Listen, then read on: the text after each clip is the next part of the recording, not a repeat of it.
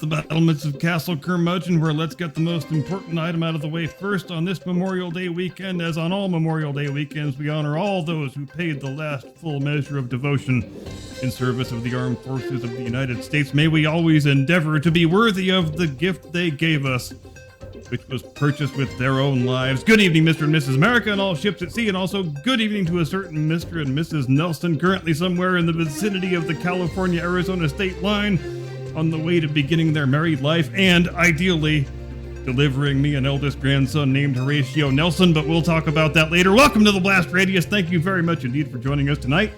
Here is your Decline of Western Civilization News Roundup for the work week ending Friday, 24 May 2024. Dateline Chicago, Monday, 20 May. 6 people were arrested on fraud charges this week in connection with a series of staged street robberies that were allegedly intended to help illegal aliens more quickly access welfare benefits by claiming to have been the victims of violent street crime. And first things first, I know you are all as shocked as I am to hear a story about fake street crime originating from, of all places, Chicago.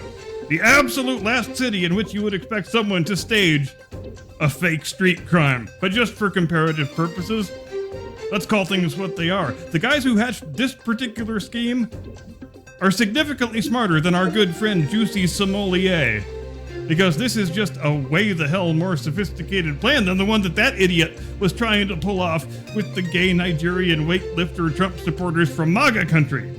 Still no idea how that one failed. It's a real mystery. In this case, 2 gentlemen identified as Parth Nai, age 26, of Woodridge, Illinois, and Ki Wong Young, age 31, of parts unknown, are alleged to be the ringleaders of the string of cosplay robberies, and also arrested were their accused accomplices Biknabai Patel, age 51, Nilesh Patel, age 32, Rivanaban Patel, age 23, and Rajnikumar Patel, 32. And don't you just love the smell of multiculturalism in the morning, when American criminals and foreign criminals can come together across boundaries of language and nationality and ethnicity to weave such a wonderfully diverse tapestry of fraudulent conspiracy. Also, God bless you, America, for being a country where beating up an illegal alien is seen as a graver offense than beating up an old lady. Dateline Washington, Tuesday, 21 May. According to a lawsuit challenging the Biden administration's wildly fanciful, rather comically counterintuitive decision to expand Title IX protections to males who pretend to be females, a single transvestite middle school athlete in the state of West Virginia has eliminated female athletes from competitions on an astounding 700 distinct occasions, proving once again that there is absolutely no physiological difference between boys and girls. Now, if you're one of those types, normal, reasonable people, I believe they're called, who hear a report like that and say, wait a minute, wasn't Title IX devised for the sole purpose of ensuring that female athletes have the same range of opportunities that male ones do? So isn't it kind of an absurd bastardization of the spirit of the law to declare that it now, somehow, by mechanisms unknown, protects the right of boy athletes to put on a girl's uniform and blow the doors off the girl athletes and render the girls' sporting events a complete and utter mockery of themselves? Well, I don't know what to tell you, except that I share your confusion. You know what would be a fun thing to do?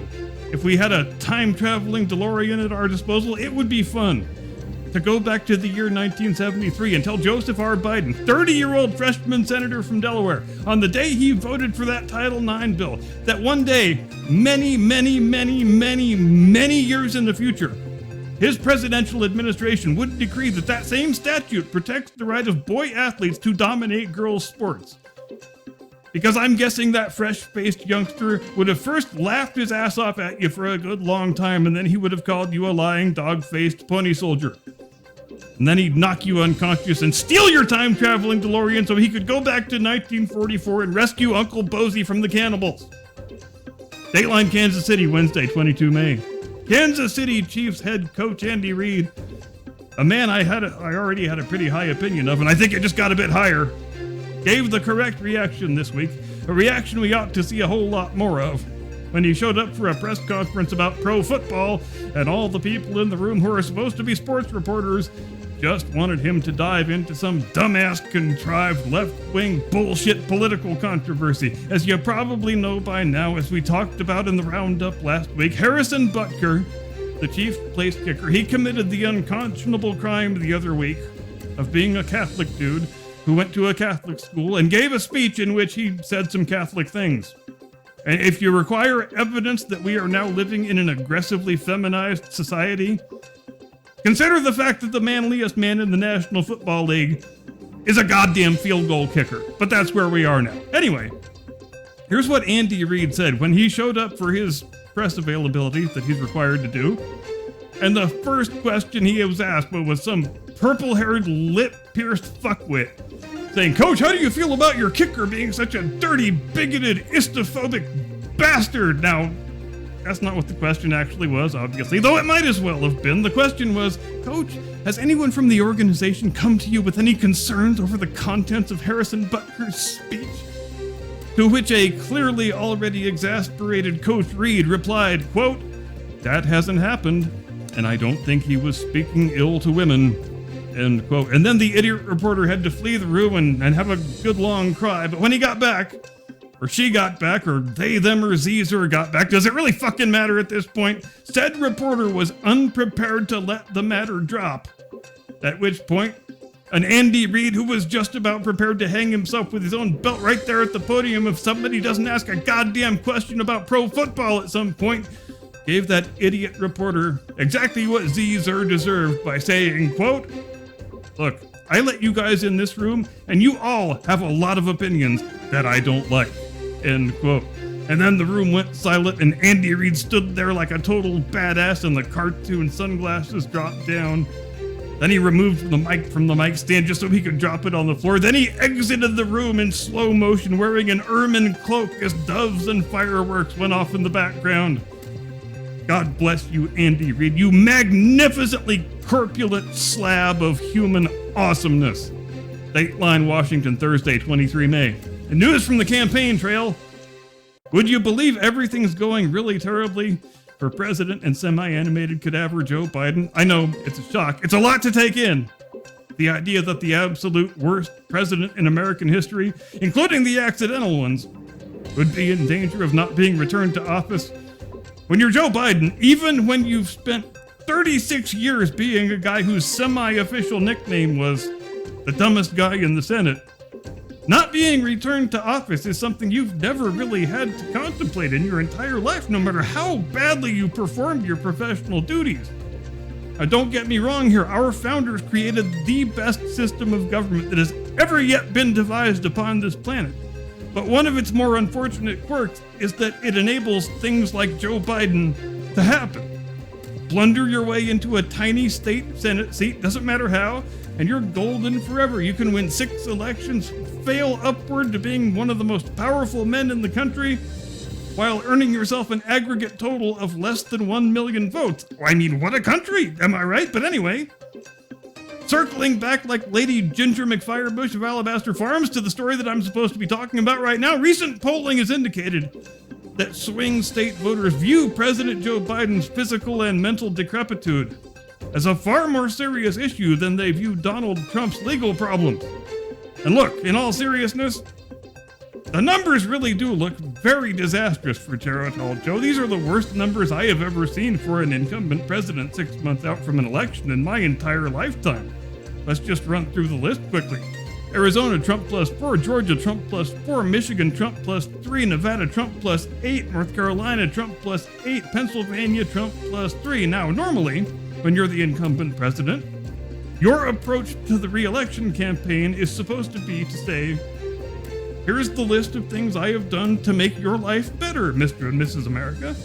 Except you can't do that if you're Joe Biden because, let's face it, in a results-oriented world, you are just a 5-alarm dumpster fire of a president. Like most people, if they could swap you out right now for Jimmy Carter, and I'm not talking about Jimmy Carter back when he was president, I'm talking about present day, right now, 99-year-old Jimmy Carter, they would do it without hesitation. So when you're a president like that, and you're hemorrhaging support on all fronts and the polls are bad and just getting worse, what are the cornerstones around which you build your big political comeback? 2 things, abortion and George Floyd. You may have noticed a very concerted effort this week to make George Floyd's martyrdom a brand new feast day on the woke liturgical calendar. Blessed St. George, patron saint of dudes who pistol whip pregnant women during home invasion robberies. And also patron saint of dudes who expire face down on the pavement because they ate a handful of fentanyl and didn't tell anybody. Can't wait to see that new biopic they're making. Oh, did you not hear about that one? They are actually making a George Floyd biopic. So let me see if I have the moral calculus straight on this one. George Washington is such an intolerable bastard that we have to pull down his statues and take down his portraits. But George Floyd, whose claim to public notoriety is having suffered a fatal overdose while a bunch of idiots filmed it, that's the man around whom you're going to build your new civic religion? That's the man around whose memory the President of the United States is building his re-election campaign? You're fucking serious right now? Best of luck, Joe. I'm sure it'll be fine. Dateline Berlin, Friday, 24 May. German police have launched a criminal investigation after reports, wait for it, it gets pretty harrowing, turn away if you're squeamish, that German youngsters have been dancing to a song at the club with lyrics that include Deutschland den Deutschen, Ausländer raus, which, for our teutonically challenged viewers, translates to Germany for the Germans, foreigners out. I know, it's a lot to take in. We'll get through this together. And can we just talk for a moment about those crazy Germans? Can we talk about how they always manage to come back around to some form of insipid totalitarianism?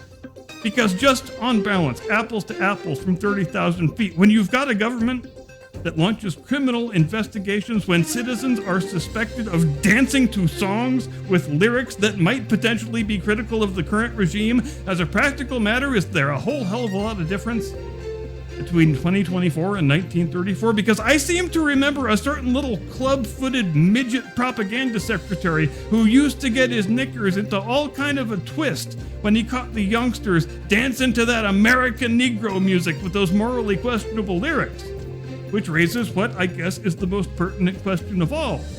Do our German friends really have this little self-awareness that they can't see when they're walking down exactly the same path, just from a slightly different origin point? Or are the German people simply incapable of not devolving either to left-wing tyranny or right-wing tyranny? I think, frankly, the rest of the world has every right to ask that question, since Germany as a nation-state has only ever existed during two periods, between 1871 and 1945, and from 1990 to the present day. That's a grand total of 108 years, in which they have instigated the two bloodiest wars in world history, one of which included an industrialized ethnic genocide. Perhaps the rest of the world would have to be forgiven for concluding that Germany was far less dangerous to world peace back when it was just a fractious random collection of several dozen kingdoms and principalities and duchies and margrafates and what have you.